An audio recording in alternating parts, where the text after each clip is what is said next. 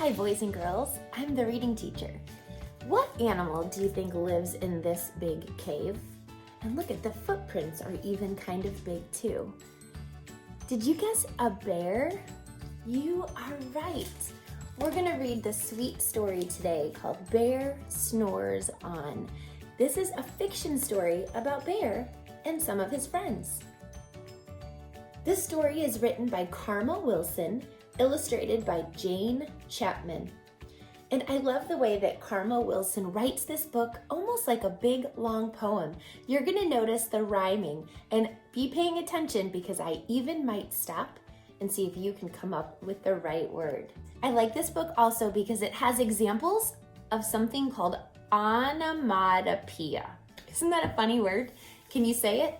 Onomatopoeia, onomatopoeia. It's a word that when we read it aloud, we can almost hear the sound that it makes.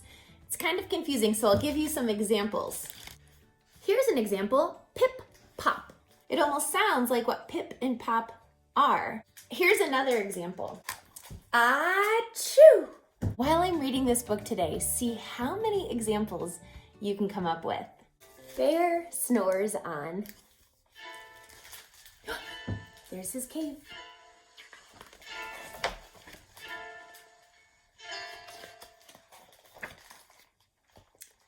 In a cave in the woods, in his deep, dark lair, through the long, cold winter, sleeps a great brown bear.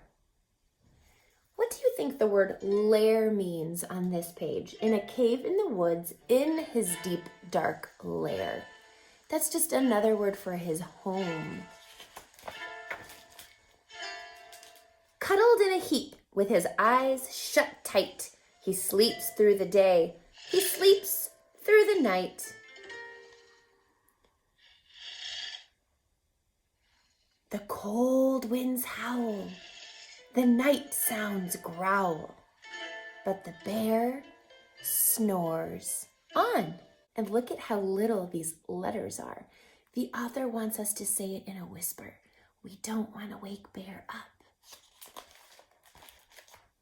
An itty-bitty mouse, pitter-pat tiptoe, creep crawls in the cave from the fluff, cold snow. Mouse squeaks, too damp, too dank, too dark. So he lights wee twigs with a small, hot spark.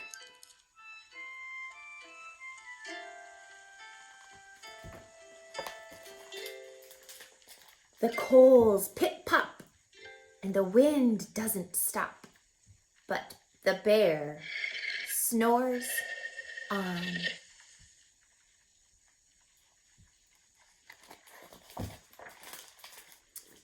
Two glowing eyes sneak peek in the den. Mouse cries, "Who's there?" And a hare pops in. "Ho, Mouse," says Hare, "long time no see." So they pop white corn and they brew black tea.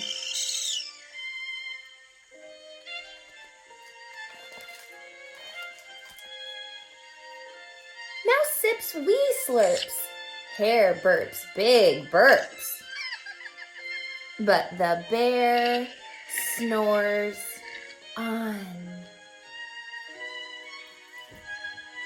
Notice how these letters are getting bigger. There's more things happening. Do you think Bear is going to wake up? It's getting kind of loud in that cave.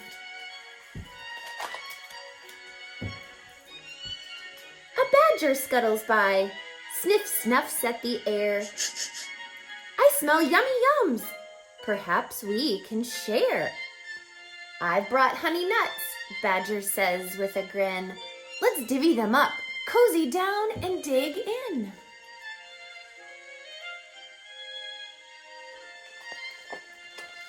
And they nibble and they munch with a chew, chomp, crunch. But the bear snores on.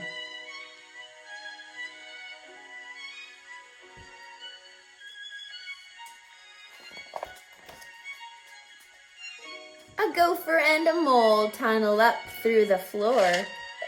Then a wren and a raven flutter in through the door.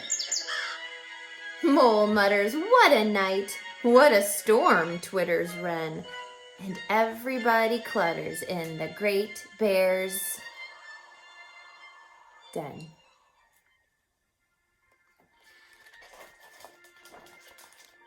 They tweet and they twitter, they chat and they chitter, but the bear snores on. In a cave in the woods, a slumbering bear sleeps through the party in his very own lair.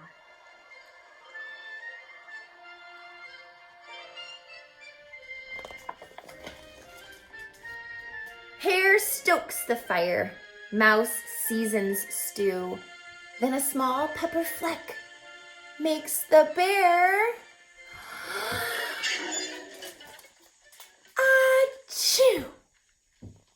He blows and he sneezes and the whole crowd freezes.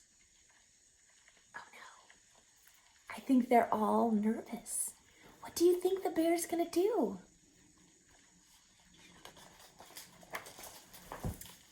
And the bear wakes up. Bear gnarls and he snarls. Bear roars and he rumbles. Bear jumps and he stomps.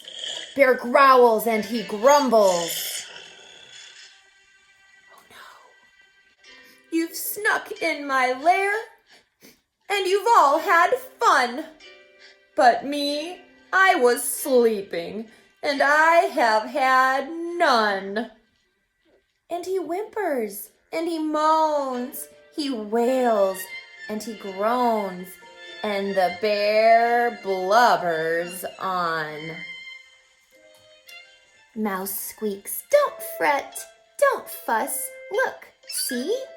We can pop more corn, we can brew more tea." Look at the smile on his face.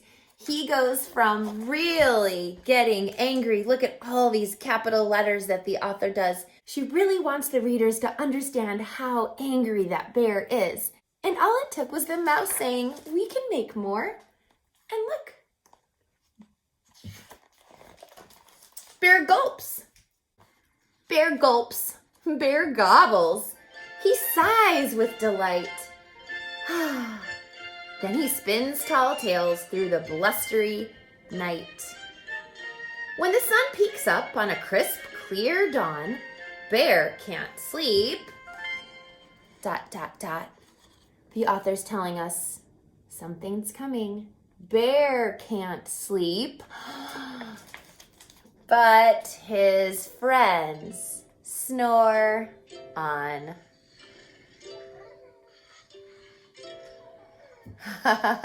And look at his face now.